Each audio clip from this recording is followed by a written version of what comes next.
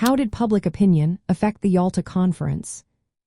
Have you ever wondered how the thoughts and feelings of ordinary people can shape major historical events? The Yalta Conference in February 1945 is a perfect example. This meeting brought together the leaders of the Soviet Union, the United States, and the United Kingdom to discuss the future after World War II. Public opinion played a significant role in this conference, especially regarding Joseph Stalin and his rise to power.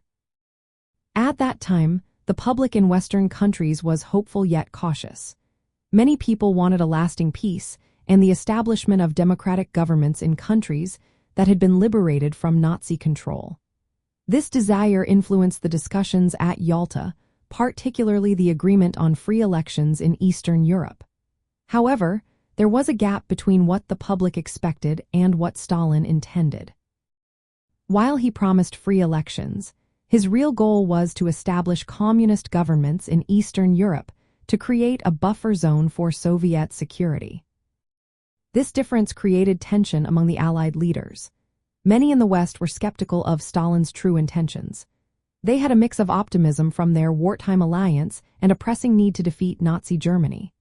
After the conference, as communist regimes took hold in countries like Poland, Hungary, and Czechoslovakia, public opinion in the West shifted. People began to view Stalin as a betrayer, accusing him of expanding Soviet influence. From the Soviet perspective, however, Stalin's actions were seen as necessary for protecting the Soviet Union. The public in the Soviet Union largely supported his policies, viewing them as essential for national security and the spread of socialism. They believed that controlling Eastern Europe was a rightful defense against future invasions, especially after the immense losses suffered during the war. Public opinion significantly influenced the atmosphere at the Yalta Conference. The expectations for democracy and peace shaped how Western leaders approached negotiations. Stalin skillfully used these public hopes to further his own goals, promising democracy while working to secure communist control. The shift in Western public opinion against Soviet actions after the conference contributed to the beginning of the Cold War.